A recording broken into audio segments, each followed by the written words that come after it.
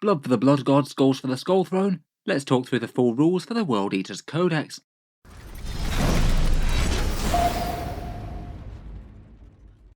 Hello and welcome back to Auspex Tactics, where today we're talking melee and chain blades, and a decent amount of lives claimed and heads taken in the names of Khorne. Today we're going to do a full review of Codex World Eaters, talk through all the match play rules in the book, and which options and units might be stronger or weaker in current Warhammer 40K. In general, I feel like it's pretty cool that Games Workshop's realising another Chaos Space Marine sub-faction in. Really nice to see a proper remake of Khorne Berzerkers and Angron Unleashed. I feel like some of the rules they've done for the army are really quite nice as well, the Blood Tithe rule in particular, though admittedly I do feel like World Eaters were always going to be a fairly one-dimensional army. They generally just want to run at you quickly, and then hit you very hard with a big chain axe. It is perhaps a bit of a departure from normal codexes from Games Workshop as well. There's a lot less content in this than some of the others, and arguably quite a lot less for them compared with their rivals, the Thousand Sons and the Death Guard. There could be a few reasons for that. It could be Games Workshop's new way of doing things and reacting to criticism of rules bloat in 9th edition. Might be a sign of things to come in 10th, or it could just be that this book was originally meant to just be a bit of a supplement release alongside the Arcs of Omen Angron book, and might not necessarily have been intended to be a full codex in the first place until they changed their mind. I'd probably guess the former out of the two. But regardless, the rules section of the book is a fair bit thinner than most, fewer datasheets than a lot of their rival factions, and a whole load less rules to support them, though most of the ones are fairly impactful. First up, doing a rough overview of the Codex, obviously we've got the other sections that are in each book, the lore, the miniature galleries, and the crusade rules. In this review, we'll be focusing on the match play section of the book, all of the functional nuts and bolts to run a World Eaters army on the table. With that in mind, we've got some basic rules to make the army function as a whole, things like objectives secured and detachments limits and things. There's an improved legion trait called Relentless Rage, the pure army special rule called the Blood Tithe, kill enemies or have your own units be killed, and Khorne rewards you with various favours. To support the army, there's 8 stratagems, a fair few of them quite good admittedly, but far fewer than there are for most armies in 40k right now. Just the 3 Warlord Traits and just the 3 Relics, though there are another 3 bonus Warlord Traits if you happen to have Khorne Berzerkers or Angron as your Warlord. 6 in total, but you can only ever have 1 in play, I guess. And perhaps one of the most interesting divergences from previous books is the Army of Renown that they have, really quite an in-depth formation for an Angron Demonkin type army. This means that you can't use quite a lot of the units in the book, it's mainly Angron, the Eightbound, and a few others, and this one gives you a different way to play World Eaters with objective secured Eightbound. You trade out your list of stratagems for a different one, different relics, and a fun Daemonic Infusion buff. This might be one of Games Workshop's ways to try and address rules bloat. It means that whether or not you play core World Eaters or this Disciples formation, you don't actually need to remember all that many supporting rules. For datasheets, compared with most codexes that aren't actually all that many, the World Eaters specific ones are basically the new releases plus Khorne the Betrayer. For the characters, we've got Angron, Lord Invocatus, and the generic Juggernaut Lord, Khorne, and then for the squads, we've got the Khorne Berzerkers, the new cultist Jakhals, the Eightbound, and their even more demonic possessed Exalted form. Then they're backed up by a whole load of ported Chaos Space Marine datasheets. There's a World Eaters Demon Prince and Master of Executions, interestingly in the HQ slot. Terminators and Spawn are the only other squads. Kinda sad that they didn't come out with Red Butchers, and there weren't any other ported units like Raptors or Bikers maybe. I think both of those would have been fine. And then if anything, there's a surprisingly decent motor pool for the Codex. You've got the Helbrute, Helldrake, a Land Raider, the 2 Predator variants, a Defiler, Forge Fiend, Mauler Fiend, the Rhino, and the Lord of Skulls. I guess most of those are generic Chaos options you'd expect most legions to have, though it's kind of interesting that they survived the transition to the Codex, and a bunch of other generic Chaos units that seem to fit better with the World Eaters lore did not. I guess that brings us on to what's definitely not here in this Codex. The units are a notable one, particular things like the Terminator Lord or the Lord on Foot. You can only weirdly run a Juggernaut Lord or Master of Executions. There's no just standard Chaos Lord template for the World Eaters, which seems like a really strange omission. There's no generic Cultist as well, despite them being an option for the Death Guard and Thousand Sons. There's no Raptors or Bikers as mentioned, and you can't run the standard Possessed as well. Though I guess basically Eightbound are just the World Eaters version of them, and if you did have World Eaters Possessed, you could probably just run them as those. Pretty annoying to lose access to those options though, as it's certainly conceivable that World Eaters players might have already had a fair few of those painted up in their colour scheme. Otherwise, there's a few common 9th edition rule sections that just aren't here. There's no blood companies or warband rules or anything like that. They are just World Eaters or Disciples of Angron. And that's not really the same thing either, as the Disciples formation bans lots of common units like standard Berserkers or Terminators, for example. I guess the World Eaters aren't exactly the army that needs sub-factions as much as, say, standard Space Marines do, but I feel like those little choices can be an interesting little twist on playing an army. There's also no bonus points cost upgrade type thing. Again, I feel that's just a little bit on the sad side. Generally, those things add a bunch of fairly fun things that make an army feel interesting and different, things like the Orc custom jobs, for example, or Imperial Guard tank cases. There's also no secondary objectives here as well. You'd use the ones in the Grand Tournament packs, like the Arcs of Omen one, where they do have their own printers. Overall, it's basically a slightly slimmed down codex, maybe a little bit more focused on the actual datasheets and what they do, as opposed to all the myriad things that support them. I'm sure there's a few omissions that won't please everyone, but I guess some might appreciate a bit more of a simplified and slimmed down book, where they've just focused on making a few options meaningful, rather than having lots and lots of choice that arguably never gets picked or used. Let's jump into the rules themselves though, and we'll start off with the basic army rules. It looks like there's a new keyword about called Butcher Astartes to denote the World Eater Space Marine type units. It's kind of similar to the Death Guard and the Thousand Suns in that way, as you get it for the standard Space Marine units, but not for things like Jakhals, for example. The objective secured rules are basically as I expected them to be. It's for all troops, including the Jakhals. The Terminators don't get OBSEC, so again that's a bit of a difference between the Death Guard and Thousand Suns books and this one. In those ones, the cultists don't get OBSEC, but the Terminators do. Probably makes sense, puts a little bit more emphasis on the Jakhals as a unit, as otherwise I feel like they might struggle to compete. For HQ restrictions, the only major one is that you can't field more than one Demon Prince in a detachment. I guess in Arcs of Omen you can always pay the extra 1 command point to field 2 of them if you really want to. They seem like a usable enough datasheet, perhaps partly just because they're a generic character that can take a relic and is really quite powerful. They seem to be the best one to invest your one choice of relic into. You can run multiple lords within the same detachment though.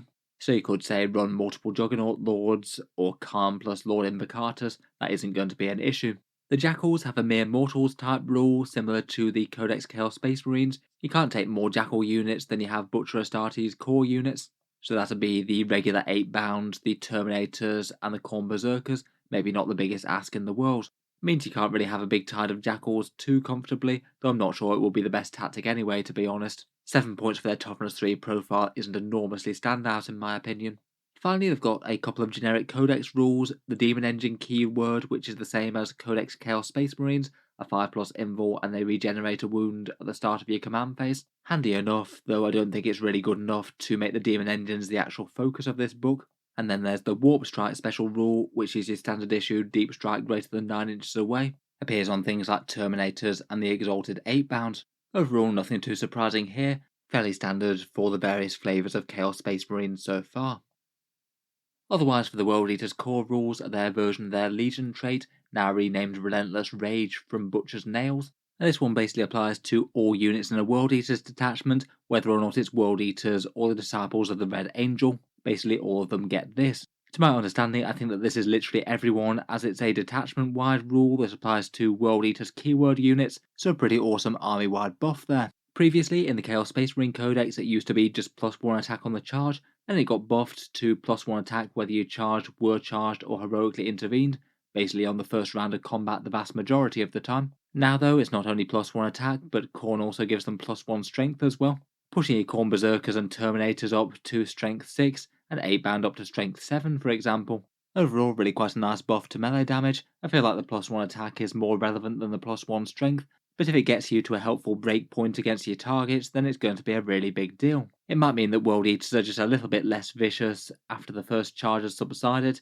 but to be honest, I do feel that with World Eaters units, you're fairly likely to either killing or being killed by what you charge anyway. I feel like most of their units have massive amounts of damage, but not an enormous amount of defense anyway. The strength buff maybe isn't the biggest deal for units that have a massive amount of strength already though. It's not usually going to be that meaningful on things like say Angron or the Exalted Eightbound. Overall pretty nice though, and a solid upgrade on the previous. Next up we've got the Blood Tithe, and I feel like this is perhaps my single favourite rules bit out of the new World Eaters Codex. It is pretty fun and fluffy and rather impactful in game, but I don't feel like it's overpowered. This one's the pure army special rule that you get if you've got just World Eaters and Agents of Chaos and unaligned units in your army and nothing else. I guess if you're playing Arcs of Omen, you're largely going to be forced into that anyway, unless you take excessive amounts of Khorne Demons in that allied patrol. I think it is well worth having, to be honest, and without it the World Eaters are going to be a little bit less hard hitting. It's basically a rule that rewards your army as things die, and I think one of my favourite things about it is that it triggers whether or not it's your units or the opponent's units that die.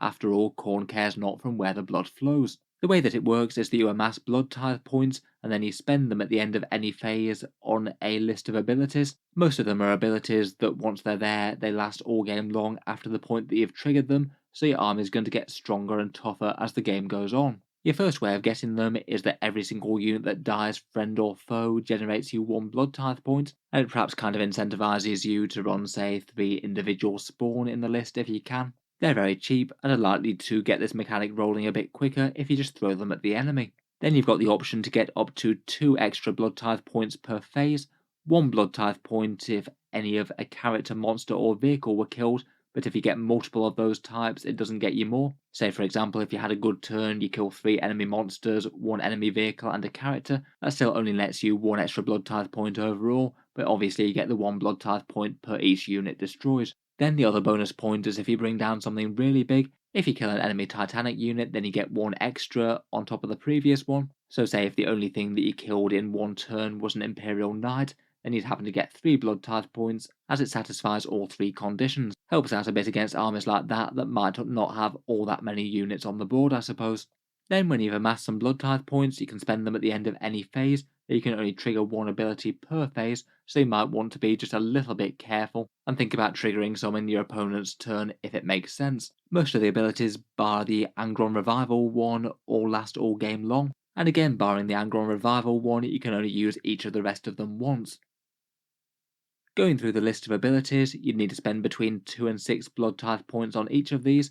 The cheapest for 2 Blood Tithe points is a 5+ save against mortal wounds, all very apt for Khorne-hating Psykers. If you're playing against Grey Knights or Thousand Suns, this is probably about as much bang for your buck as you're going to get, a huge durability increase against those armies. For 3 Blood Tithe points there's a +1 inch to charge, not very important for most units until that one time that it matters and it turns a failed charge into a successful one. That's going to be a big deal for just about any World Eaters unit, and it would be quite handy for the Angron Revival one and giving him a better chance of charging out of Warp Strike. For 4 Blood Tithe points, there's a rather nice defensive one in a 6+ Feel No Pain, perhaps particularly relevant for any big chunky units with a bunch of wounds.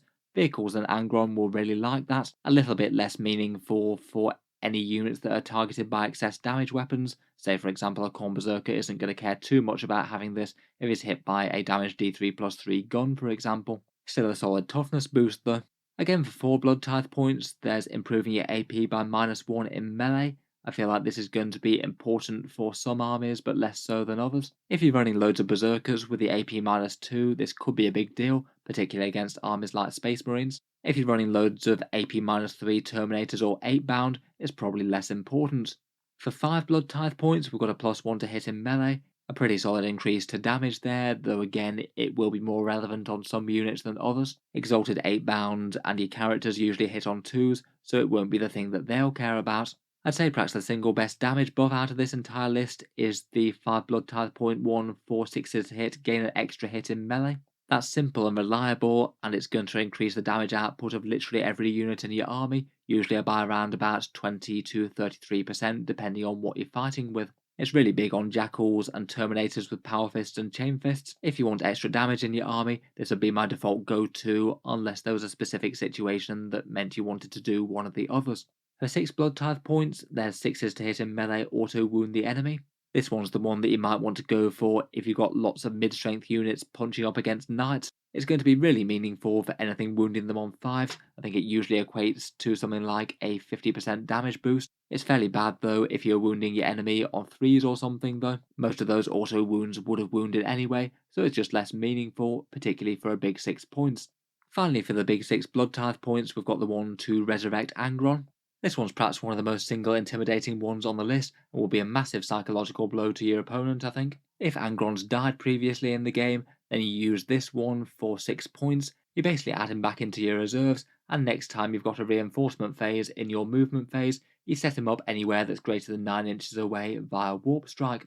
It's pretty intimidating stuff given how much damage Angron can mete out, plus the extra work that the enemy army is going to have to do to try and put him down again, and potentially just for him to spring back once more and still menace the army each and every turn. Out of all of these, I feel like Games Workshop have designed the mechanic really quite well. Depending on your army and the opponents, you're going to want literally all of these in one situation or another. Some are going to be far more relevant in some games than others though. The anti-psychic one against Psychers seems amazing. The Feel No Pain and the extra charging are both great. Out of the damage boost, I feel like the exploding 6s to hit are probably your go-to, though most of the others are nice. Probably my next fallback one after that will be the +1 to hit, and resurrecting Angron is a fairly decent draw to running him, I think. There's just something very powerful about near guaranteeing the fact that you've got a crazy amount of destructive melee on the board basically all game long. Your opponent can never really relax. I feel like that one's perhaps particularly oppressive in small games. If you're only playing 1,000 points or something and your opponent casually returns a Demon Primarch to the board, then I can't help but think it's going to be an uphill struggle for the other player. Overall though, really like the mechanic. Fun and fluffy, and some meaningful choices that you have to make with the army. I don't think there's just one set route that you want to go with this, and it's going to reward people reacting to their opponent and the game. Otherwise, for army rules, I thought we'd start with all the rules for the actual standard World Eaters, then talk through the datasheets and the Codex, and finish up with a look at the Disciples of the Red Angel. For your standard issue World Eaters, you get these 8 stratagems, a massively diminished list compared with other codexes, but I'd say the majority of them are handy. Going through them in turn, we've got 1 command point for Scorn of Sorcery, a 4+ to deny a psychic power within 24 inches, always handy to have. Say nope to the biggest scariest power that your opponent has, and potentially deny things like psychic secondaries. For 1 CP, we've got Icon of Wrath. That's an icon unit charging 3d6 and drop the lowest. Means the average charge range is more like 8 or 9 inches as opposed to 7. I'd say this might be the main draw to actually taking icons on your Khorne Berzerker units for that little bit more threat range. Could be quite handy if anything is turning up from Strategic Reserve as well. The only units that this would be affected in the Codex are the Khorne Berzerkers and the Jakhals. For 1 CP, we've got Gory Dismemberment. This one's a nice solid melee buff. Any core or character unit gets 6s to wound, deal a mortal wound, up to a maximum of 6. Not 6 per unit, just 6 in general. It's not quite as uncapped as other similar stratagems. Still though, if you're using it on a unit that's got a pretty decent danger of hitting that cap, then it's going to be very good for 1 CP. Angron could use it with his sweeps and have a good chance of maxing it, but seems solid on a really big unit of Terminators, Eightbound or Khorne Berzerkers as well. I guess depends on whether or not you're actually in danger of not killing your target. You might be getting into overkill for big World Eaters units a lot of the time. For 1 or 2 CP, we've got Blood Frenzy. This one allows a core unit to fight on death this phase, 2 command points if not troops. This would apply to your Khorne Berzerkers, and outside the troop section the standard 8-bound and the Terminators, but not the Exalted type as they're not core. I'd say this might be the single most powerful one out of this entire list. It's a massively big threat to enemy melee units that might want to sweep in and just take out your Khorne Berzerkers before they get to strike or something. Guaranteeing that they fight in death means they're going to be dragging down a whole load of the foe with them. I feel like this one is very high yield in terms of damage on the enemy. Skulls for the Skull Throne I think is a bit more niche. This one you have to kill the enemy warlord with one of your characters, and as a reward you get either a bonus 2 Blood Tithe points, or +1 to advance and charge for the character that did the killing all game long, or you can choose to have both of these if you spend 2 CP. Having any stratagem that's dependent on killing the enemy warlord is kind of a big ask. Most of the time the opponent's just not going to want that to happen, and if you've already managed it then things are going rather well, whether or not you did it with a character. I feel like the trade 1 command point for 2 Blood Tithe points is kind of okay, but maybe not standout great. The +1 to advance and charge is also alright, but not super amazing. I feel like it might be best on Angron if you manage to get off the enemy warlord with that, as when he respawns that means that's another +1 to his charge out of respawn. Very situational, but interesting if you do manage it. For 2 CP we've got Red Butchers, sadly not a full plastic kit, maybe that'll turn up in 10th. Currently though it's 2 command points for a +1 damage to Terminators or 8-bound units in melee. Fairly serious stuff against the right target. Say for example if you had 8-bound with their damage to Eviscerators going up to damage 3 against elite infantry, that'd be a really big deal. Seems very solid indeed on Terminator's accursed weapons as well. Going from damage 1 to damage 2 on that huge flurry of attacks is pretty awesome. For 1 CP, we've got Aggressive Intervention. This one's a core unit can heroically intervene 6 inches. Again, this one's just a really nice one to have army-wide. It means that any core unit is going to be a big threat to the enemy if they get anywhere near. You could be parking your core units on objectives, and whether their objectives secured or not, it means your opponent just might not be able to risk putting their units next to them, unless they want their units to eat the might of a World Eater's combat phase. Really handy, and it'll certainly make World Eater's units a big threat on any midfield objectives. Your opponent would actually need to kill them, they can't just steal objectives out from under their noses. Finally, for 1 CP, we've got Smoke Launchers, a -1 to hit for any relevant vehicles that have the keyword. Kind of a bit sad that this takes up one of the 8 stratagems, to be honest. Feels like it should be just the sort of thing that's built into a vehicle datasheet. I guess it's handy enough on things like rhinos, though, to keep them safe as they transport your berserkers to the front. Overall, for the most part, despite being very limited, it's quite a nice stratagem section, I think. Most of these could be well worth the command points when they turn up.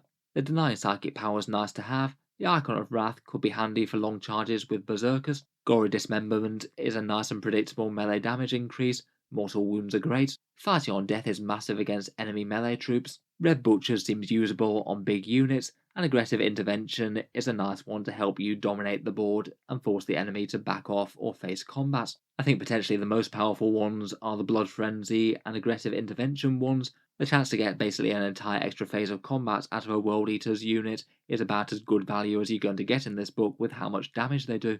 Overall, I feel like for the most part these are probably better than the Disciples of the Red Angel stratagems, which we'll get onto later.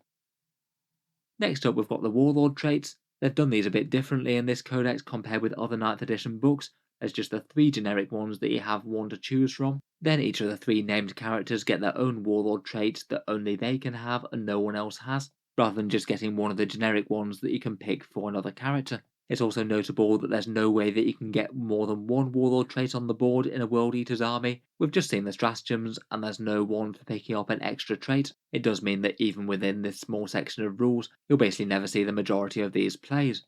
First up, there's 3 generic picks though. The first one is Favourite of Khorne, where if the Warlord's on the battlefield, in the command phase you gain a Blood Tithe point. Pretty handy to get the ball rolling early on those. I guess in the last round or so it might be a bit less meaningful, but accessing army-wide buffs a bit earlier is great. I would say that this is the best out of the generic picks. Then we've got True Berserker, which is half damage in melee. Not terrible, but kind of passable in my opinion. And Battle Lust, which gives you a 6-inch heroic intervention and fights first. Rather a nice combo of rules, admittedly. It means that you get to step up to the enemy and hit them before they get to hit you, but is kind of dependent on your opponent moving within 6 inches and not charging you in the first place. After the generic ones, I'd certainly pick Favourite of Khorne, but I feel like it's rarely going to come up because of the unique character ones.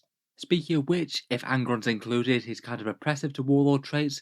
As the Primarch, he has to be the Warlord, and that basically means that you get his Warlord trait, and none of the other characters in the army can take one, which I'd say is probably a bad thing. His Warlord trait is a 6-inch aura of no obsec for the opponent, so they'll struggle to hold those points quite as well. But honestly, I just don't really think that he's the ideal unit to have that debuff. He often just wants to go winging off on his own with his great movement to beat the enemy to death, and that means that he's often going to be just one model, so even if the enemy doesn't have obsec, if they have 2 models on the objective, then he's still not going to score it over them. Just feels like most of the time this isn't going to come up that much, which is kind of bad for a Warlord trait when some of the others like the Blood Tithe one are quite good. Khan the Betrayer I think is arguably a fairly bad one as well. If there's 6 or more enemy models within 3 inches of him, then he gets plus D3 attacks. To be honest, he's already got quite a lot of attacks. I feel like an outright good Warlord trait for him might have been just get those plus D3 attacks anyway, but it means he won't be getting it against the biggest things that he's fighting, like say big demon engines or knights or things, or anything that isn't a bit of a horde. Finally though, the really standout one for this section is the one for Lord Invocatus, the Juggernaut mounted special character. His is a pre-game move one, he gets to pre-game move him, and 2 other World Eater's core units within 9 inches of him, and they'll also get to move plus 2 inches due to his own innate character ability, provided they're within 6 inches. This is just fantastically good, to be honest. World Eater's main problem is going to be getting their units into combat with the enemy in a meaningful way early, and with this Warlord trait on the board, you could be having 2 big 8-bound units moving right into the midfield 11 inches up the board straight away. A very real danger for a first turn charge for the opponent, or at least getting into a place behind cover or something where they can venture out from and hit the enemy hard. For me, I'd say that this one is basically auto-include good, though it's kind of at odds with Angron also being kind of the same in terms of his abilities for me. Do you want a massive pre-game move on a big chunk of your army, or do you want a respawning death machine that can maul just about anything that he gets into in combat? For that reason, I think you'd either want to take Angron or Invocatus to lead your army in the most optimized lists. I feel like if Games Workshop had made a way for both of those to be on the board at the same time, most people would probably have taken them up on it. Finally, we've got the Relics for the World Eaters, and again there's no options for more than one of these. Maybe not the most exciting relics in the world, but they kind of do okay. The Berserker Glaive is a boosted chainblade weapon, its strength +2, AP -3 and damage 2, and either the Juggernaut Lord or the Axe of Dismemberment from the Master of Executions can take this, though in reality you'd only ever really want to on the Juggernaut Lord, as the Master of Execution's axe is arguably already better with its mortal wound thing. It's basically just a high impact, strength +2, AP3 and damage 2 relic where 6s to hit cause 2 extra hits. Seems a reasonable choice if you're running a standard Juggernaut Lord, though my instincts are that most people are probably going to want to run Lord Invocatus instead of that. He gets his great Warlord Traits plus his attacks ignore invuls. Otherwise, the other two relics are the Talisman of Rage. This one allows you to buff one World Eater's core unit within 9 inches in the command phase, and they get to auto-wound the enemies on 6s to hit in melee when they fight. Quite a nice buffing one, admittedly, to have jumping up alongside your army. I feel like that could be tempting enough on a Juggernaut Lord or Demon Prince going alongside some 8-bound Terminators or Berserkers. Finally, the Helm of Brazen Ire gives you a -1 to wound on your character, a nice durability boost. I suspect that that's probably best to protect a Demon Prince if you're using it. At 165 points they're a fair amount of investment, and this is going to be helpful against most people that attack them. Overall, I'd rate all of these as usable but not standout. I think my instincts out of these would either be the Talisman of Rage to make one unit hit a bit harder, or the Helm of Brazen Ire to protect a fighty Demon Prince. So those are the slightly slimmed down core rules of the army. Let's get into their unit roster now and talk through datasheets. As mentioned, we've got a bunch of World Eater specific ones and Chaos Space Marine datasheets. Here's a short list. For the most part, their points cost do tally fairly well with that leaked page that we had a while back. I think the only major update on that one was to Terminator units, which cost a bit more. But let's go through the datasheets one by one, starting with the World Eater specific ones, and then moving forward to the ones that are more generic Chaos Space Marine picks, but often with a slight World Eater's twist. First up, where else could we start than with the Red Angel himself? Angron's here, he's back and he's very, very angry. A 360 point Lord of War choice who'll fly at you very quickly and has some kind of obscene melee stats, which are very appropriate for one of 40k's best melee combatants. For keywords, he's got most of the normal ones that you'd expect. He's got Demon, Character and Fly, and has the Warp Locust keyword, interestingly. That's one of the ones that allow demons to turn up next to him, really quite close to the enemy, so he actually works pretty well with allied Khorne demons, allowing them to jump into combat very quickly through him. His stat line is suitably impressive, a 16-inch move so he gets to combat pretty quickly, he hits on 2s, is strength 9 and has a crazy 12 attacks in combat, usually 13 due to Relentless Rage. On his defensive profile, he's a big toughness 7, 18 wounds, a 2+ save and a 4+ invul, which really isn't too bad, but at the same time it's not enormously standout. Unlike his brother Demon Primarchs, Magnus and Mortarion both have a -1 damage baked in as well. Mortarion's also got toughness 8 and the feel no pain. Even with costing a fair bit less than Magnus does, Angron will be killed a fair bit easier. I guess it balances out a bit though with him being able to respawn with the Blood Tithe.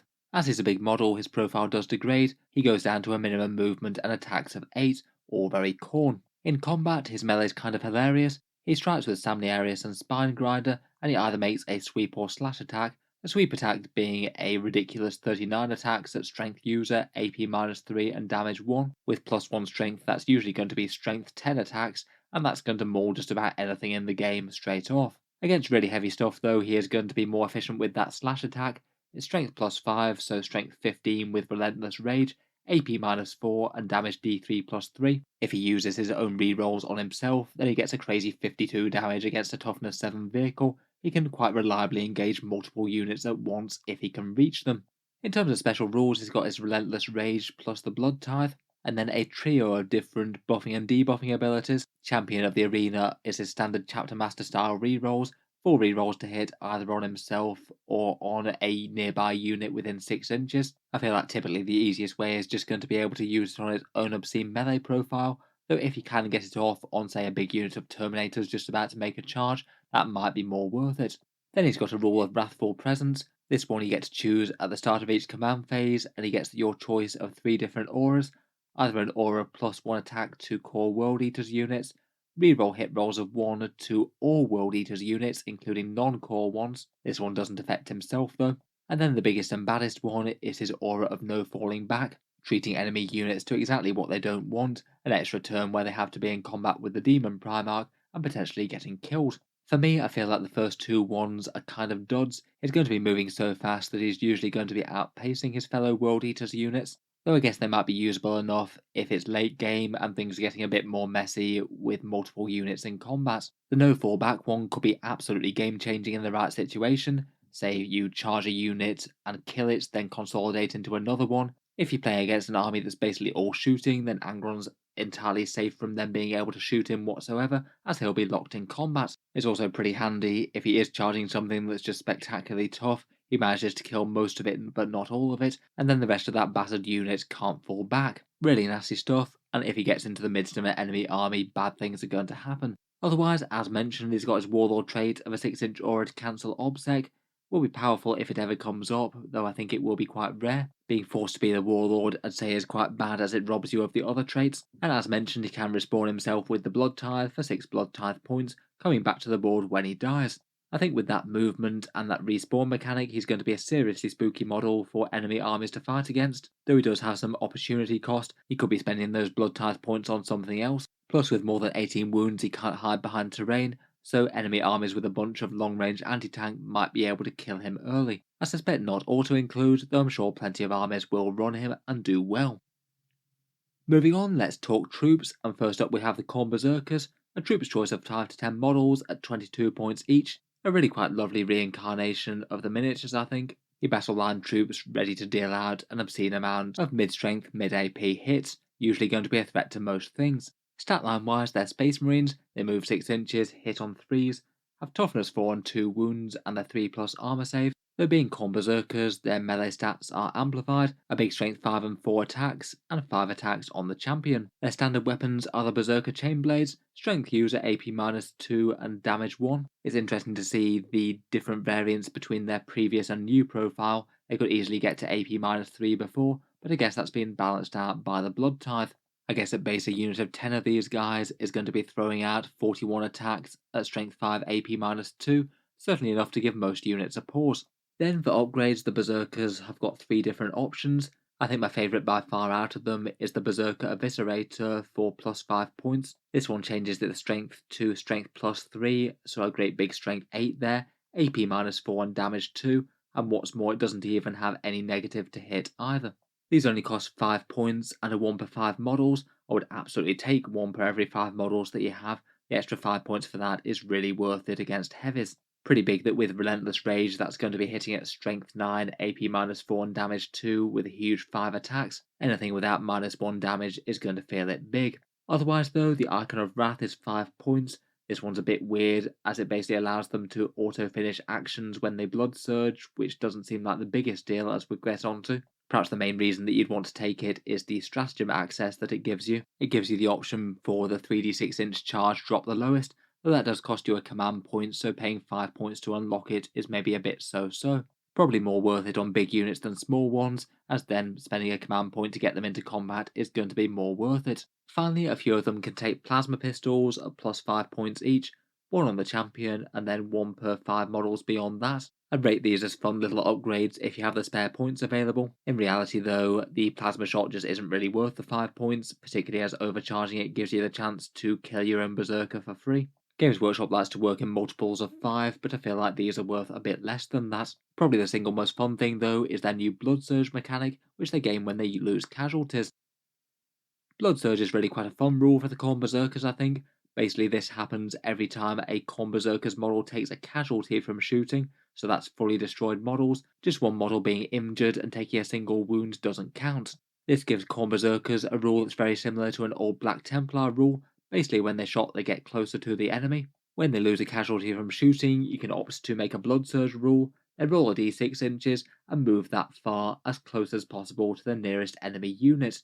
I think it's really quite an interesting mechanic. It means that potentially, if your opponent was quite close up to a Berserker unit, they might be able to get the jump on you and suddenly wind up in combat. A slain Berserker might mean that your opponent can't charge the Khorne Berzerkers, rather than having them just pile into them instead. You are allowed to enter engagement range with the nearest enemy unit, but only that one. You can't do more so than that. There are a couple of restrictions on this. It cancels any actions that the unit might have been doing at the time, though if you have the icon they auto-complete, though to be honest I don't think that that's going to come up very often. The other restriction is that if they got their Rhino transport shot out from them, for example, they wouldn't be able to blood surge later in that turn, I guess being a bit flat-footed from being disembarked from a exploding vehicle. Overall, I feel like as a rule it's kind of fun and fluffy and maybe a bit more intimidating on paper than it might be in practice. I think it's the sort of rule that might not actually have all that much impact as you're trying to close the distance with your enemy, though it's certainly helpful. I think it's probably going to have the most impact when the armies are somewhat engaged.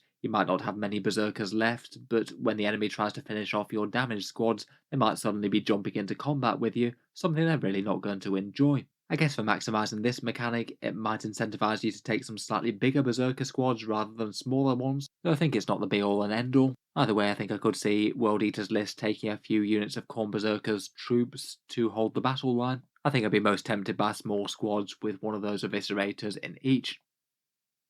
Next up, the other troops choice and the new one for the book are the Jakhals. These are the World Eater's unique cultists. They're juiced up with a bunch of chemicals and World Eater's blood to propel them to acts of ever increasing violence. They're a troops choice with 10 or 20 models for 7 points. They do get the Blood Tithe objective secured. I believe that they get Relentless Rage as well. As expected for cultist equivalents though, they are lacking the core keyword that will lock them out of a bunch of character synergies and stratagem boosts. Statline wise, the Jakhals move 6 inches, hit on 4s, a strength and toughness 3, 1 wound, 3 attacks, leadership 6 and a 6+ save. In each unit of 10 they get a Dishonored for free, who gets the same profile but strength 4, and a single Jackal leader as well, who gets 4 attacks and leadership 7, though again the same defensive profile. In combat, they strike with Jackal melee weapons that are strength user and AP -1. The leader gets himself an auto pistol, the rest just have 2 chain blades, including the Dishonored, and overall I'd say at base the unit's quite a fighty cultist melee unit, but in terms of defensive profile for the 7 points, they're really quite underwhelming. Any sort of anti-infantry weapons are going to be removing these very fast, just as quickly as standard Chaos Space Marine cultists at toughness 3 and only 50 points for 10. You can take a few upgrades in the unit. For every 10 models you can take a Mauler Chainblade, strength +2 and AP -2 and damage 2 but -1 to hit. I guess not terrible, but that -1 to hit means that you're not going to be hitting too much when you're attacking on 5s. If you're going for a combat upgrade, it looks like the Skull Masher on the Dishonored is probably the way to go. That one's just strength user, but AP -3 and damage 2 and doubles the attacks. He's looking really quite lethal at strength. He's looking really quite lethal at either strength 4 or 5 and 6 attacks at that profile. Finally, you can take a Jackal icon in the unit. That's 5 points for a +1 to combat attrition and the stratagem access for the 3d6 drop the lowest. In general, probably not worth it, seeing as they're not exactly the mainline battle damage dealers that you want to buff, not compared with actual berserkers or the elites. Finally, if you want a turn of big hitting damage dealing, you can activate their Jackal Stims. Once per game, the unit can take D3 mortal wounds to give them +1 strength. Against the right foe in combat, that will be worth it, I guess, particularly if it changes them from wounding on 5s to wounding on 4s, or 4s to 3s. Overall, I feel like they're an interesting World Eater's cultist equivalent, maybe just a little bit painful that they're a big 7 points per model, I guess, for that defensive profile. Might have been nice that for a unit that was a little bit less fighty, but a bit more cheap and expendable.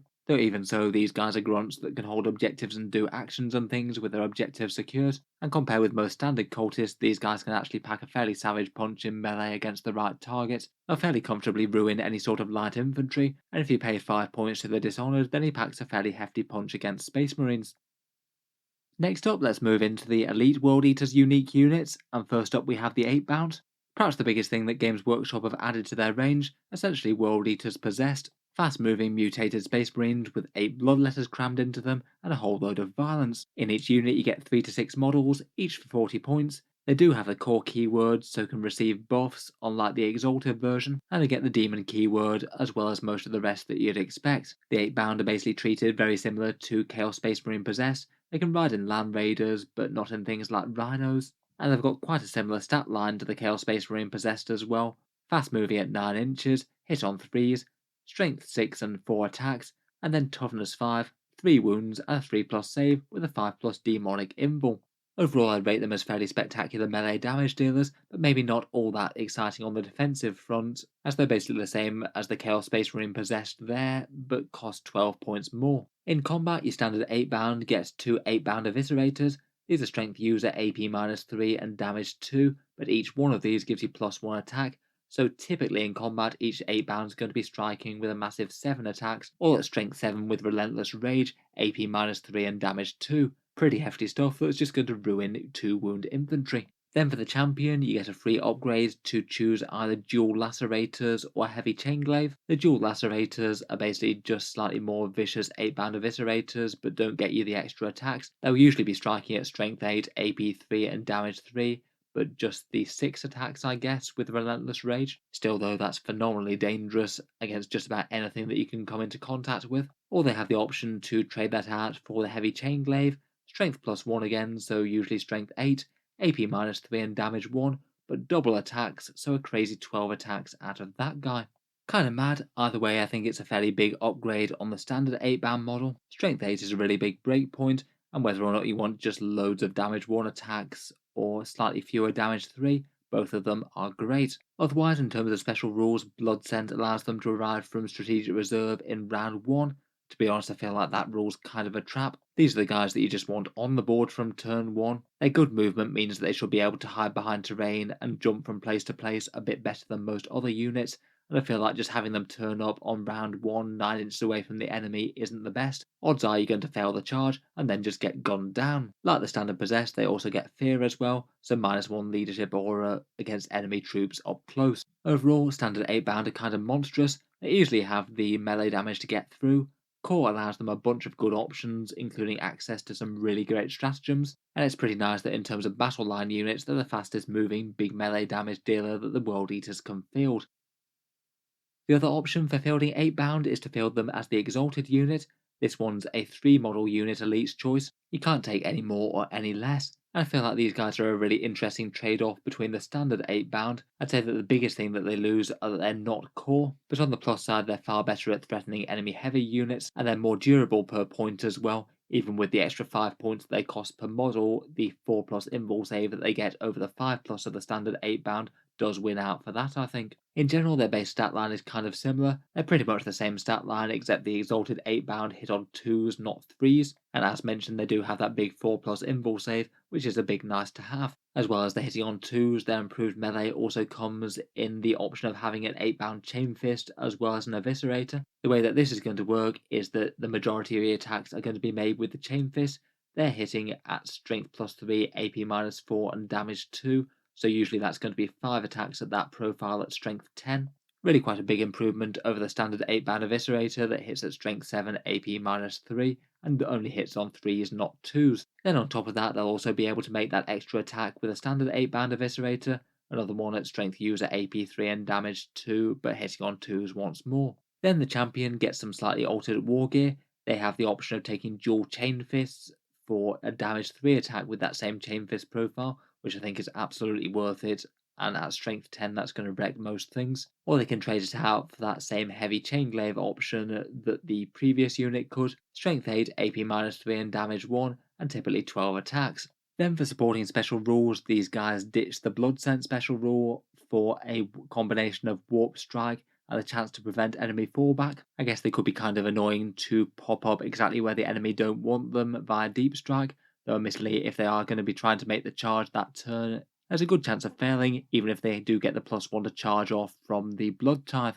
They do get the chance to prevent enemy fallback from Blood Fury though.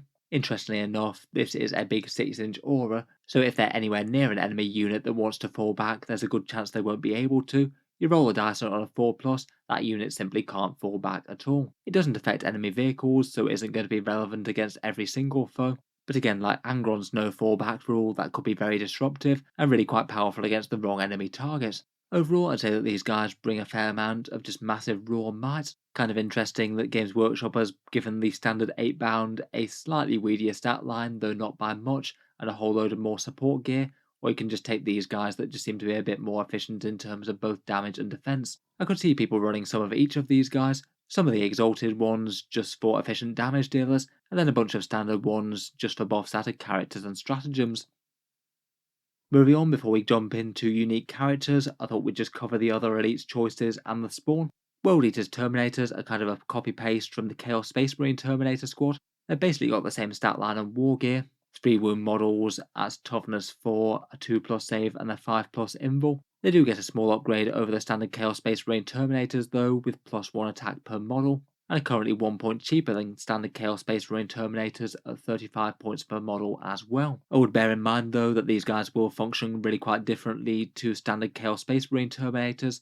They can't take that Black Rune of Damnation, and they can't layer massive durability buffs like Illusory Supplication and this Slanesh Psychic power. They will function as a bit more of a different beast altogether, a lot more focused on damage dealing, as seems to be the way with World Eaters. Like the standard squad, they're mainly equipped with the accursed weapons, strength +1, AP3 and damage 1, and an extra attack. That means that once you've got the Relentless Rage rule on the go, these guys will be hitting with an absolutely brutal 6 attacks at strength 6, AP-3, damage 1. Utterly brutal, and a damage profile that the vast majority of enemy units can't ignore. These guys might arguably be one of the better shooting units in the Codex as well, still packing a decent amount of melee, but being able to chip in with a bunch of anti-horde combi bolter shots, plus maybe some Reaper autocannons or melter guns if you're feeling generous. Will be interesting to see what gets run more, Terminators versus Eightbound. I'd guess that probably Eightbound might have the edge. Terminators overall seem a bit more durable and have some shooting, but lack the speed and raw melee damage. Lastly, in the elite slot, we have the World Eater's Helbrute. This guy's 105 points and kind of similar to the standard Chaos Space Marine datasheet. The options are things like Power Scourges, Twin Las Cannons, Multi-Melters and more. In general though, currently I think he's a bit more underwhelming than standard Chaos Space Marine Helbrutes. This guy's missed out on the big points decrease that they got, where most of the war gear is free on the standard Chaos Helbrute, but this guy's got to pay the previous prices for the war gear that he picks up. I guess on paper is fairly threatening with things like the Power Scourge with a Relentless Rage. I think that'll get him 9 attacks at strength 8, AP-2 and damage 2, which is no small matter, but I feel like he's probably going to get outcompeted by the Eightbound and the Terminators. Helbrutes are core as well though, so could be an interesting target for some buffs. Finally, for squads in the armies, before we get into characters and vehicles, we also have the Chaos Spawn, 25 points per model and the same as the standard Chaos variant. They move 7 inches, have strength 5 and toughness 5, 4 wounds, 2d3 attacks, a 5+ save, and then melee hits with strength 5 or strength 6 with Relentless Rage, AP-2 and damage 2. They have fear for a -1 leadership up close. They can regenerate wounds if you damage them but don't destroy them. They've got a whole bunch of fun melee buffs from Mutated Beyond Reason, but to be honest, despite all of these buffs and things, probably the single biggest advantage of them is that they cost only 25 points, and you can just throw them into battle to generate you some Blood Tithe points nice and early. I feel like a trio of these for 75 points in the fast attack section is going to be a great idea. They are currently the only World Eaters fast attack in this book, and if they kill something then all well and good, but if all 3 of them die and generate you 3 Blood Tithe points towards an army-wide ability, then I feel like you're going to have already drained the opponent's firepower and probably already won in terms of overall value.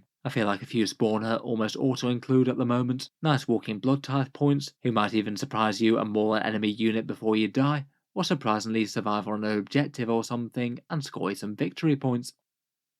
Moving on, let's take a look at the World Eaters HQ line and go on to the vehicles after.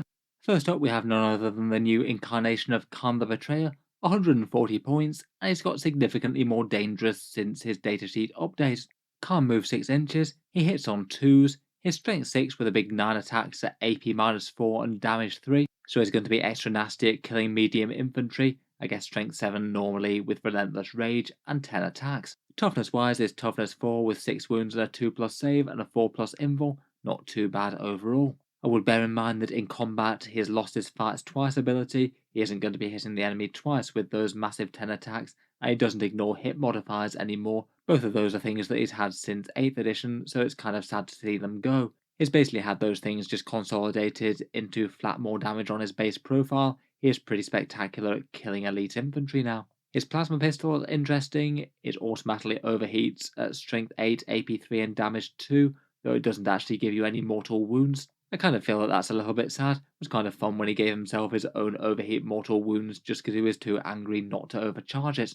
Otherwise, in terms of special abilities, he's got a lieutenant style aura of a 6-inch aura of reroll 1s to wound for core units. I guess if you want maximal rerolls, it'd be him plus a demon prince to get you reroll 1s to hit and reroll 1s to wound on your core units, though I feel like a lot of the time that might be kind of hard to pull off. His Warlord trait, as mentioned, is a plus D3 attacks if he's got 6 or more enemy models within 3 inches of him. Not the most exciting in my opinion. And finally, he has kept his Betrayer rule, though arguably I'd say it's got a little bit less dangerous to your own models. Rather than triggering on a 2+ to kill some of your own troops in your movement phase, now you only roll a d6 in each fight phase, and on a 1 it causes 2 mortal wounds to a friendly unit within 3 of him. Overall, that's not as bad as it was, though every so often he is going to casually off the odd Khorne Berzerker if you are running him next to other units. Overall, I'd say he seems at least fairly solid. He does bring a whole bunch of melee damage, but I feel like maybe other units like the Demon Prince or Lord Invocatus might be just a little bit more exciting than him in terms of bringing unique stuff to the table. Speaking of which, we've got our new Demon Lord on a Juggernaut, Lord Invocatus, 160 points HQ and a unique character. He's got the cavalry keyword as you'd expect, and he does count as a demon, and perhaps most interestingly of all, he does have the fly keyword. His lore being a bit supernatural and borne aloft on tongues of flame, though it is a bit of a ridiculous image with his great big juggernaut just hurtling through the air and charging aircraft and things. Statline wise, he's kind of similar to a slightly improved version of the Juggernaut Lord, which we'll come to next. He moves 12 inches, hits on 2s, his strength and toughness 6, 7 attacks, 8 wounds, leadership 9, and a 2+ save once more, a 4+ invul, and he also gets a frag and crack grenades and a bolt pistol. In combat, his chain axe is rather nice. It's called Coward's Bane and is strength 6, AP -3, and damage 2, but has the rather good ability of ignoring invulnerable saves, so he's your perfect choice for just cleaving through an entire unit of Space Marine Vanguard veterans, for example. He also gets an extra 3 bladed horn attacks from the Juggernaut, kinda similar to the Chaos Demons. Their strength user, AP -2 and damage 1, quite nice to help out a bit against hordes. In terms of abilities, he's got Leading the Charge, a 6-inch aura of plus 2-inch movement for core units, really quite powerful to getting your units moving across the board quickly. Seems extra nice on 8-bound, moving them up all the way from a 9 inches to 11-inch move, pretty good. Unlike a lot of Chaos Lords, he doesn't get any sort of reroll 1s to hit aura, he is all about the movement. He gets Warp Strike in case you want to put him in reserve, though I probably wouldn't, and I'd say perhaps the single best thing about him is his Warlord trait. It means that he and 2 other core units within 9 inches get a pre-game normal move. If you don't have Angron hogging your Warlord trait slot, then this guy seems basically auto-include to put a bunch of big Khorne scary units in the midfield, probably a couple of units of 8-bound plus him. Overall seems pretty hard to go wrong with, delivers your units into combat that bit easier, and it's got really quite a big scary threat range as well with 12 inches and fly, and a good combat profile when he gets there, with a bunch of attacks that ignore invul saves as well. Overall, a really strong model. I feel like he's going to be a common competitive choice.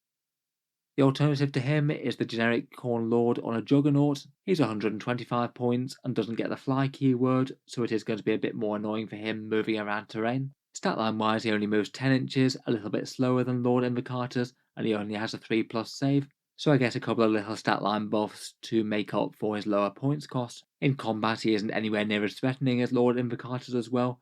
Strength user AP -2 and damage 2 on his Exalted Chainblade, plus the Juggernaut's Bladed Horn, and he does get a plasma pistol as well, though you really don't want to overcharge it as it can kill him. He gets the same aura buff as Lord Invocatus, a 6-inch aura of +2 to move, though he doesn't get fly, warp strike, or the reroll 1s to hit type auras, and overall I think just feels just a little bit underwhelming compared with Lord Invocatus. I guess as a generic pick you could have another section of your army moving around a bit quicker as well. Plus you could have him as -1 to wound or take that Exalted Berserker glaive thing. I feel like for the extra 35 points though, that the unique Lord Invo is probably worth it. Rounding out the World Eaters HQ choices, we've got the Demon Prince and the Master of Executions. The Demon Prince is 130 points, or 165 with wings. I feel like he's quite an interesting one. He moves 8 inches base, or 12 inches with the wings, hits on 2s, is strength 8 base and toughness 6, 8 wounds, 7 attacks, leadership 10 and a 3+ save, and like the Heretic Astartes Demon Prince in Codex Chaos Space Marines, he's got a 4+ invul against range and a 5+ against melee. Compared with the Chaos Space Marine version, he basically gets a baked-in +1 strength and +1 attack, kind of the equivalent of giving him the mark of Khorne rather than a Psyker upgrade, I guess. And kind of funny that he's going to be able to stack that, with the Relentless Rage Legion trait as well for strength 9 and 8 attacks at base. It looks like this is finally the profile that takes into account the new model, so he does get his nice gun. In his right hand you have the option of the axe, the sword, or the malefic talon. I would probably take the sword as they all cost the same at the moment. Strength +1, AP -3, and damage 3. Usually the axe will only be going from strength 10 to strength 11, which is super meaningless, so you may as well have the extra AP at the moment. On the other hand, you get a Malefic Talon for an extra attack at AP -1 and damage 2, and you also get that Infernal Cannon loadout. I guess this is the new profile for the Warp Bolter, 24 inches, 3 shots at strength 5, AP -2 and damage 2. Really quite a solid shooting buff as he moves up the board. That is going to chip away at the enemy army at basically whatever he fires at. On top of that, he's got an aura of reroll 1s to hit for core units, always nice to have. The fearsome special rule for a -1 leadership debuff at 6 inches, though admittedly compared with other demon princes, not getting any psychic powers in World Eaters is a bit of a disadvantage. For the most part, I'd rate a psychic cast as more value as +1 strength and +1 attack. Still though, overall seems like a very efficient choice in my opinion. I would probably take the wings for the 165 points for a big threat range. It hits really hard with a whole bunch of high strength damage 3 attacks. The reroll aura is helpful, and chipping away with that infernal cannon each turn does sound like it's going to help as he moves up. Finally, in the HQ section, we've got by far the cheapest HQ, which is the Master of Executions.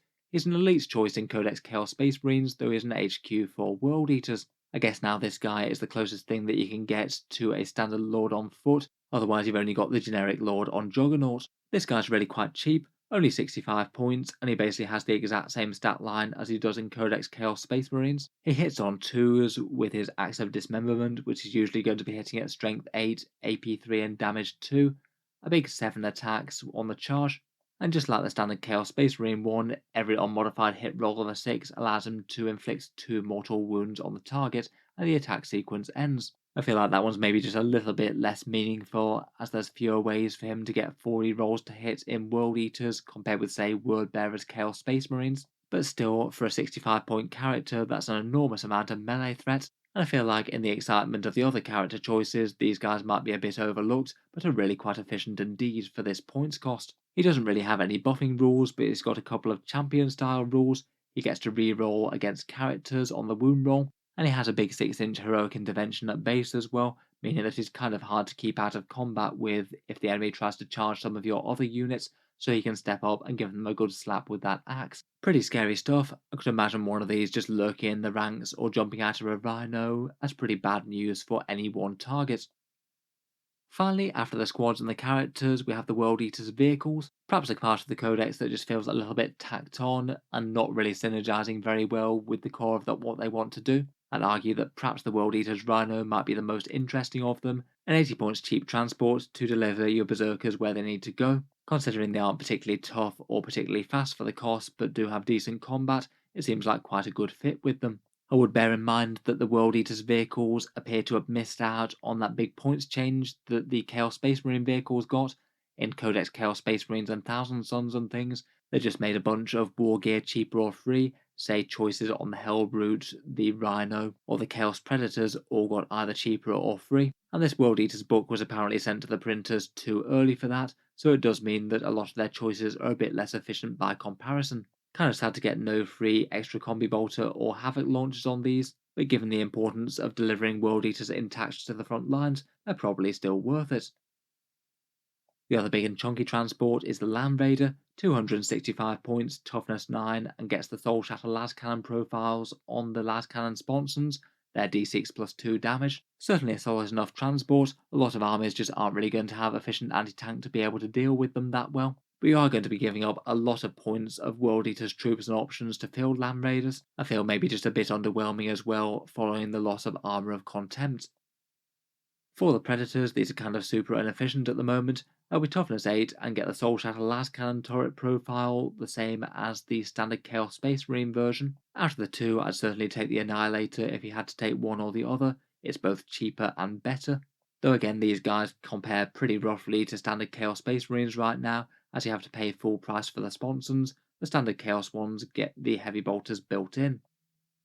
Finally, we've got a selection of generic Chaos Space Marine demon engines, perhaps headed up by the Lord of Skulls. A super heavy Khorne vehicle is always going to be fun for the World Eaters, I guess. Besides him, we've also got the Defiler, the Forge Fiend, the Mauler Fiend, and the Helldrake. No Venom Crawler out of these. I guess that was one saved for core Chaos Space Marines. The Lord of Skulls is kind of enormous at 575 points. Really quite big, tough, and dangerous, though not enormously efficient, I'd argue. The Defiler, I think, is a bit overcosted. Again, missed out on free war gear compared with the standard Chaos Space Marine Codex, and even with that, I think it's kind of lackluster.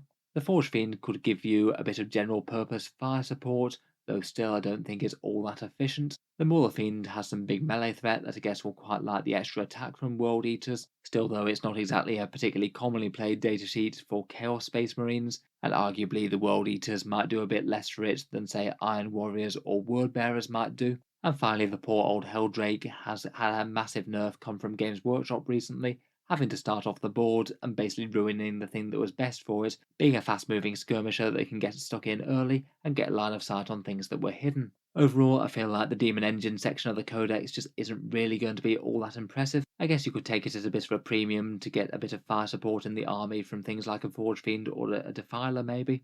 Perhaps like armies like the Thousand Sons though, they just feel like kind of oddball units that just aren't really particularly fitted with the World Eater synergies or abilities, and you're probably going to be better off with other things on the whole. Speaking of which, I guess in this Arcs of Omen era where you can ally demons and Chaos Knights for completely free, that might be a better option if you do want a bit of fire support. You could potentially take a bunch of Armiger Helverins with some autocannons to hold some home field objectives. They'll put out a bit of fire while also being obsec and fast moving. Or for Chaos Demons, you could think about some Skull Cannons for some fire, I guess. They're really quite cheap now. And allied Khorne Demons could be kind of fun. Deep striking Bloodletters using Angron's Warp Locus aura to get close, or maybe some Fleshhounds just for some fast moving, hard hitting Khorne units. Perhaps being a useful one for being kind of durable, where a fair amount of the World Eaters Codex just isn't that tough for the cost. Overall, that just about brings us to the end of the units. I'd say for standout stuff, the 8-bounds look particularly dangerous, and for the HQs and characters, things like Angron, Lord Invocatus, and maybe the Demon Prince look like the most interesting picks. They look very solid indeed. Will certainly be interesting to see what sort of things people choose to take in competitive armies. Lastly, let's talk about the other way to play World Eaters, the Disciples of the Red Angel. This World Eaters army of renown that Games Workshop have previewed quite a bit. Basically World Eaters demon type units led up by Angron, where you basically cut out a whole bunch of units from the Codex that you just can't take, but you do get access to a bunch of different stratagems and buffing options. As we mentioned before, this is very different to other armies of renown. Other armies of renown tend to add extra options in on top of the options that you got on your core faction. This is just very much a different way to play the World Eaters. By taking this, you keep Relentless Rage and the Blood Tithe, but you give up the standard World Eaters, Stratagems, Warlord Traits, and Relics. To unlock the detachment, Angron must be here and he must be the Warlord. Means that you can't ever take this with Lord Invocatus' Warlord trait. It is going to be the Red Angel leading his disciples into battle. And then all the units in the army must either be a Demon of Khorne or a Land Raider, so it does cut out a bunch of the most iconic units in the Codex. You can't take Berzerkers, Terminators, or Jakhals for example. Really, this is mainly going to be an army of Angron and his 8-bound, though you can take a fair amount of other supporting options. Out of the HQ's choices, you're going to be leading the army with either the generic Juggernaut Lord, the Demon Prince, or Lord Invocatus. The Juggernaut Lord does get the Demon keyword apparently. Otherwise, and perhaps kind of weirdly I feel, Demon Engines are allowed. I guess they are technically demons, and that would likely include the Cornate Forge World ones, I guess like the Brass Scorpion and the Decimator once they update the FAQ. It also looks like allied Khorne Demons would work with this as well. The formation doesn't actually give them any extra rules, but they still seem like a very decent option to add to the battle line. You could get some more objectives secured with some Bloodletters, and things like Skull Cannons and particularly Fleshhounds seem like very efficient picks as well. Sadly, Spawn aren't allowed, they're just mutated humans I guess, rather than demons like they are in the other Chaos books. Realistically, if you're running this, I think you're running Angron and a serious amount of 8-bound, maybe an extra HQ or two, and perhaps some allied demons. Then in terms of the benefits that you unlock, perhaps one of the better ones is that 8-bound and Exalted 8-bound all get objective secures. I guess in the absence of Jakhals and Berserkers, these guys are pretty much functioning as your battle line troops. I guess fairly helpful to have on them, as they're basically going to be throwing themselves at the enemy. They are quite likely to be scrapping over the objectives just by the nature of killing the enemy. That's quite a nice benefit, but the other main draws to running the whole formation are the 8 Disciples of the Red Angel Stratagems, plus 3 Relics that you get the option of 1 of, and a Daemonic Infusion rule that gives a single unit of 8-bound a buff.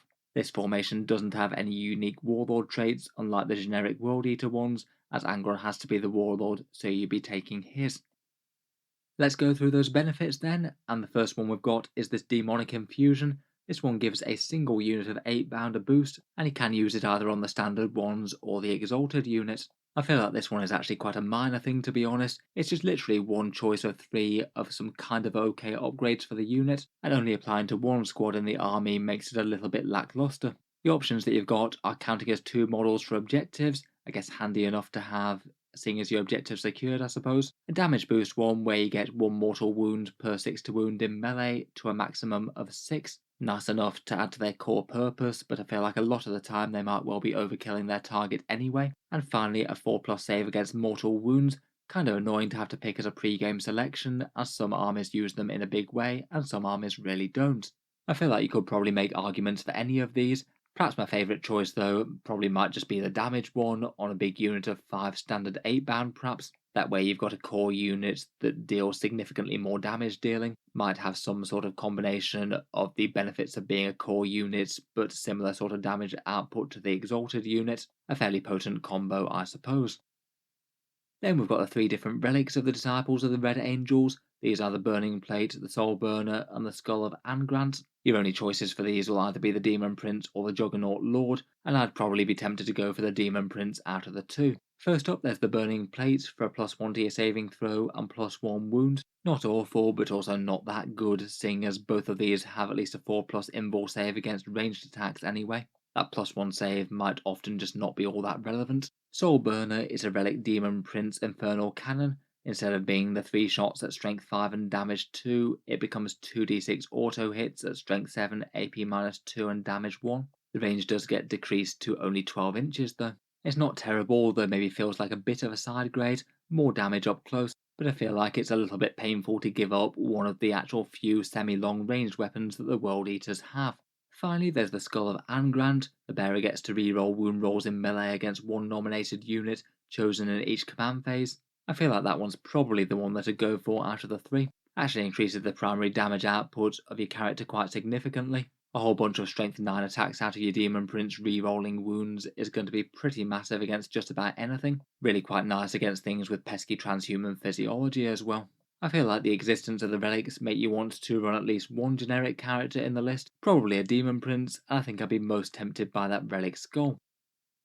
Finally, we have the Disciples of the Red Angel Stratagems, and I feel like alongside the objective secured 8-bound, these things are probably the biggest draw to actually running that Disciples formation in the first place. Swapping out literally all of the standard World Eaters stratagems does give the army a bit of a different feel, though I would argue that it's probably not all positive. The standard World Eaters ones are pretty great, particularly things like fighting in death.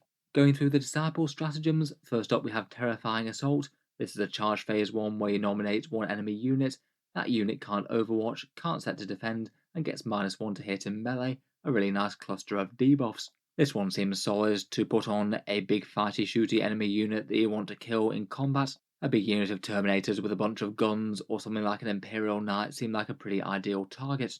For 1 CP we've got Blood Scent, 8-bound consolidates 6 inches when the enemy falls back. This one again I think is really quite nice. A good chance to lock an enemy unit in combat, potentially means that some units just aren't going to be able to escape things like infantry that only move 6 inches in the first place. I feel like this one could be quite a big gotcha one, probably one to make sure that your opponent knows that you can do before you pull it. Quite a nasty surprise if they think that they can fall back and actually they really can't. For 1 command point we've got Gratuitous Bloodletting. This one's a +1 to wound in melee against 1 nominated enemy unit that's below half strength. +1 to wound is kinda nice, very good when it triggers, but you're only going to be able to do that against a small selection of enemy units. I'd consider it quite niche. For 1 or 2 CP we've got Diabolic Machines. A demon engine gets to fight on full profile, 2 CP if it's something big like a Lord of Skulls. Not a terrible one, I guess one small bonus of running demon engines in this Disciples army. As I mentioned before though, I don't think most of them are all that standout. For one command point, we've got really quite a fun one called Furious Surge. This one kind of gives 8-bound a rule kind of akin to the Khorne Berzerkers Blood Surge ability. Basically, when one of them gets shot dead in the shooting phase, the unit gets to make a normal move. And this one's actually different and in a lot of ways quite a lot more powerful than Blood Surge, as it means that you don't have to make that normal move directly towards the enemy, and you also don't roll a d6 to see how far they go, they just literally go 9 inches, the same as their normal movement profile. Getting movement in the enemy turn could be a really big thing. Say if you had some 8-bound that were next to a ruin or something, you could potentially have them jump back and hide behind the ruin so they can't be shot by the rest of the army, and that could be a really big deal if your opponent isn't expecting that. I guess in theory, if they don't have all that much shooting and you just want to get them even closer to the target, that could also be good. Another difference to Blood Surge though is that you can't actually use it to engage enemy units this turn. It is a normal move, not a charge. Either way, this does seem pretty nice. I feel like most of the time, if you're playing this army, you are going to have 8-bound models killed, and this could really allow you to do some fun and gamey things. For one command point, we've got Apoplectic Frenzy. You pick a World Eater's unit and it auto advances 6 inches.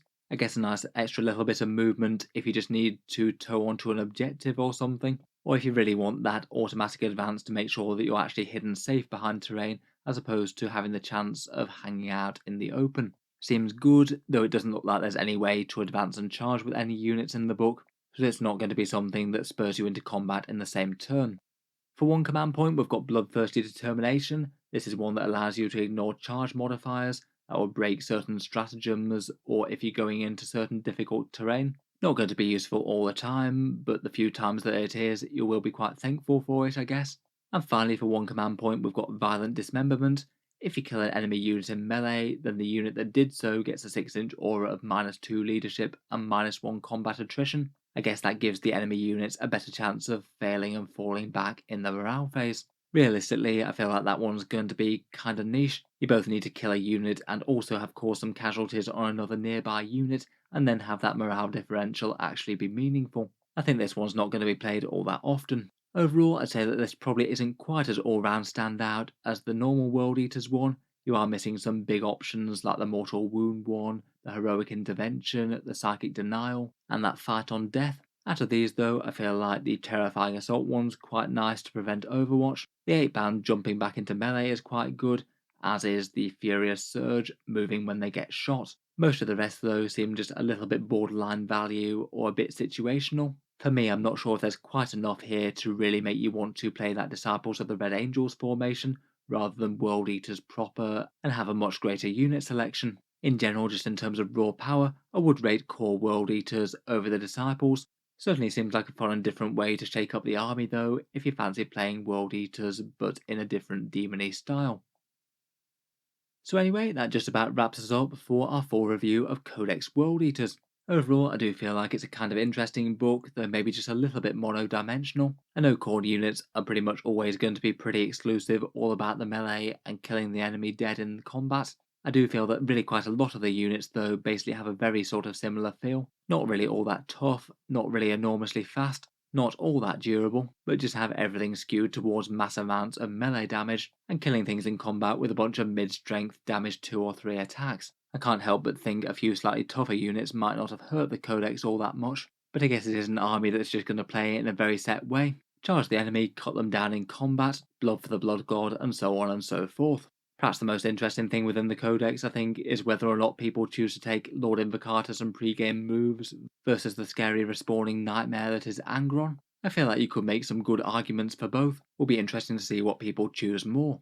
In terms of strong things within the Codex though, I feel like the 8-bound in particular are looking great. Perhaps Demon Princes or Lord Invocatus, maybe a Master of Executions in the HQ slot, and Terminators, Jakhals and Khorne Berzerkers all look usable. Wouldn't be surprised to see a few allies on the go though. A few allied war dogs with autocannons or skull cannons look like they could help out with a little bit of range support in an army that doesn't have all that many efficient choices. For the supporting rules, I feel like the strengths of the army are pretty much in the Blood Tithe and the Stratagems. The Warlord Traits and Relics just maybe not super meaningful, with you not being able to field more than one these days. Overall, my guess is that they'd be able to compete solidly with other Warhammer 40k factions, I suspect that they're not going to be an absolute top tier army that's stomping the meta flat from first impressions, though I guess we'll wait and see. Let me know your thoughts and what you'd be most tempted to run in the World Eaters Codex down in the comments below. In any case, if you've enjoyed the video, then feel free to subscribe to Auspex Tactics, where I'll certainly keep the regular 40k content coming. I do tend to post new videos just about every day, and I'm hoping to make a bunch of unit reviews for the World Eaters over this coming week. If you'd like to check out another World Eaters one, then I'll link my Angron review down in the video description, drilling in a bit more into the damage and defense of the Red Angel, and the strengths and weaknesses of running him in-game. Finally, if you have been enjoying all the videos on the channel, I would just like to mention the Auspex Tactics Patreon page, which is the main thing that allows me to keep on making videos like this quite so regularly. Channel patrons do get a fair few advantages, seeing certain videos early, regular votes to see what sort of things happen next on the channel, and automatic entry into the regular prize giveaways with a chance to win some really big model kits each month. If any of that sounds good to you, or you'd just like to help support, the link is down in the video description. In any case, an enormous thank you for listening, and I'll hope to see you guys next time.